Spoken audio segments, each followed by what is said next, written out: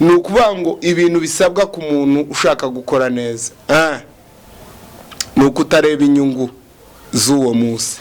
Icya kabiri ni ukutita kuba heza.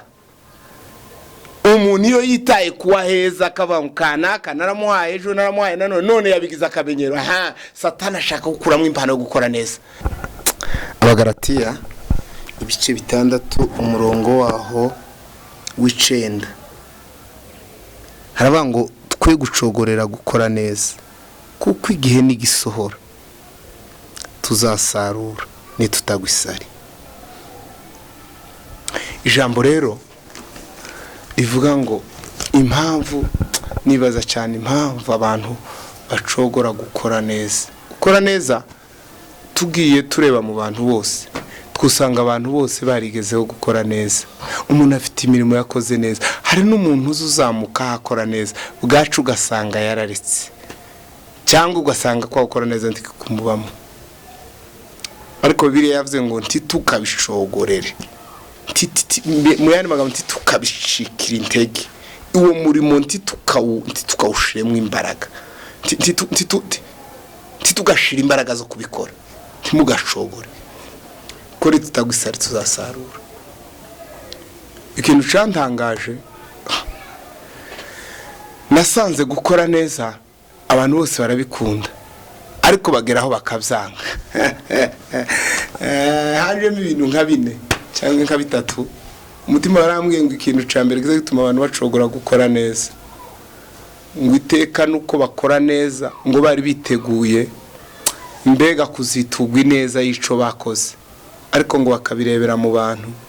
Umuntu wakoreye neza ugatekereza kuko aramutse agiriwe amahirwe yazagukorera dubure bwaca ntubibone. Wabona rero umuntu akavuga ngo gukora neza no gukora nabi ko zose ni kimwe.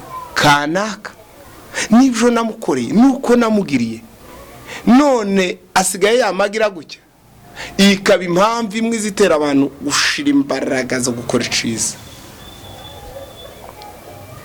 Ikibazo cyambere ni ukuvuga ngo iteka nukorera umuntu neza tukabona umuntu uzusa nukorera Imana yonyine yo mu ijuru kutabona ukorera nibyo bizaguhesha imbaraga zo gukora neza. Ikintu cya kabiri nuko abantu iteka iyo bakora neza batekereza inyungu zizabagarukira, bareba palpable, bavuga ngo nakorera kanaka nawe akazankorera gutyo. Ico naco igomba gukugwamo ukazukora neza ukorera Imana.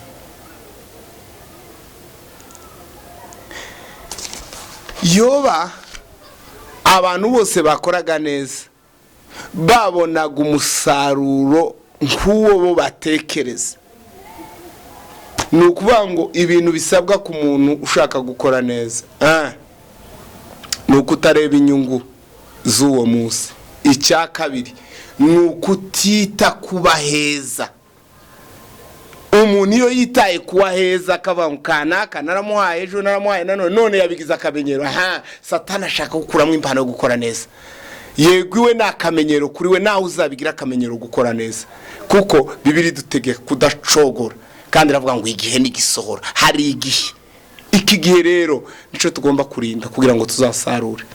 Ariko nucogozwa n'abantu ugacogozwa n'ibyo uhura nabyo ugacogozwa n'ibindi ntazi, icyo ngicyo rero nukuvuga ngo kizagukura mu Imana kigukure mu bushake bw'Imana n'imbuto y'Imana. Bibiliya avuga ngo gusabye wese umuhe, kandi ngo nusanga umuntu ashonje umugaburire, udafite umwenda umuhe. Umuntu ntukiture mugenzi wawe nabi yakugiriye. Mu yandi magambo gukora neza n'ukwirengagiza nabi zose zibaho, warangiza wowe ugakomeza umurimo wawe witwa gukora neza. Imana dufashe kandi tuganze. Amen.